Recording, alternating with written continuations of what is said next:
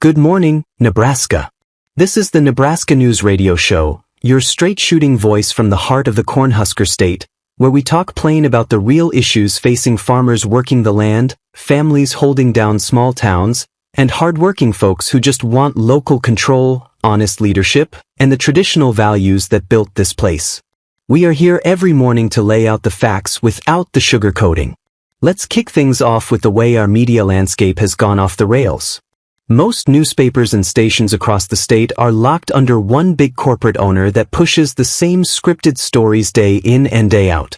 From the big city dailies to the local weeklies, headlines look identical because they come from the same wire services and top-down orders. Real investigative work is gone, replaced by packed journalism that echoes whatever the elites want heard. Even on big issues like health mandates or social changes, outlets line up to repeat the official line while burying anything that challenges it. Folks in rural areas and city neighborhoods alike are left wondering who is really watching out for Nebraska voices.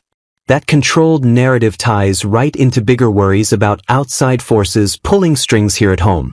Too many of our leaders seem like pawns in a larger game, letting chaos build through bad decisions or outright corruption.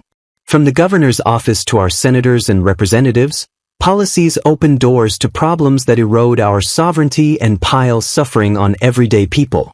Events that divide us or flood resources get a pass, all while the folks at the top act clueless or complicit. Over in the Department of Motor Vehicles, the rules for getting a license raise serious safety flags.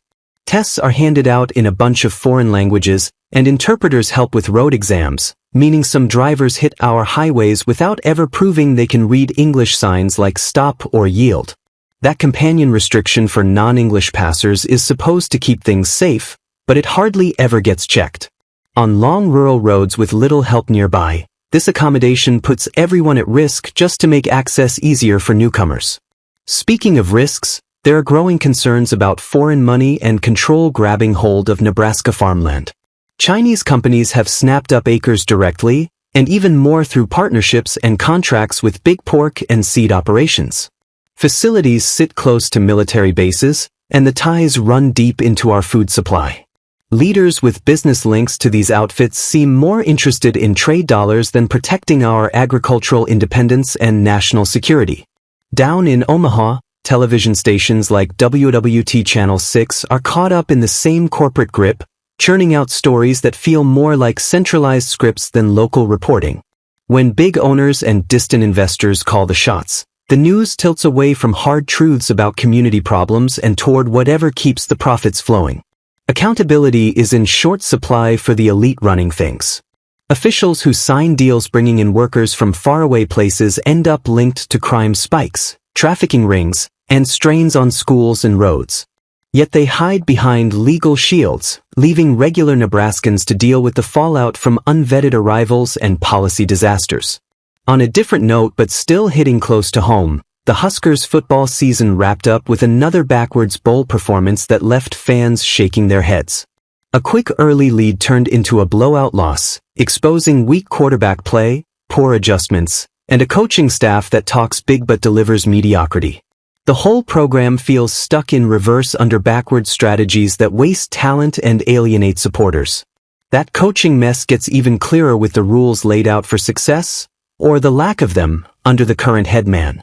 Buzzwords and sideline gimmicks do not fix fundamental flaws like bad recruiting, mismatched schemes, and failure to protect key players.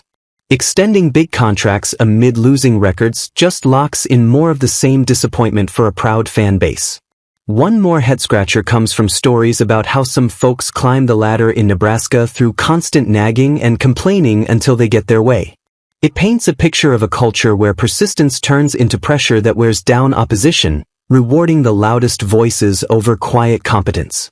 And finally, the practical bottlenecks at the Department of Motor Vehicles go beyond language issues to long waits and red tape that frustrate everyone trying to get basic services done efficiently. That wraps up the top stories making waves across Nebraska today. From scripted media and foreign land grabs to safety shortcuts, elite dodging responsibility, and football letdowns, the common thread is a drift away from putting local people first.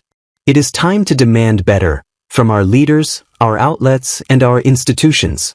Stay vigilant out there, speak up at meetings and the ballot box, get involved in your community, and we will keep bringing the unfiltered talk right here.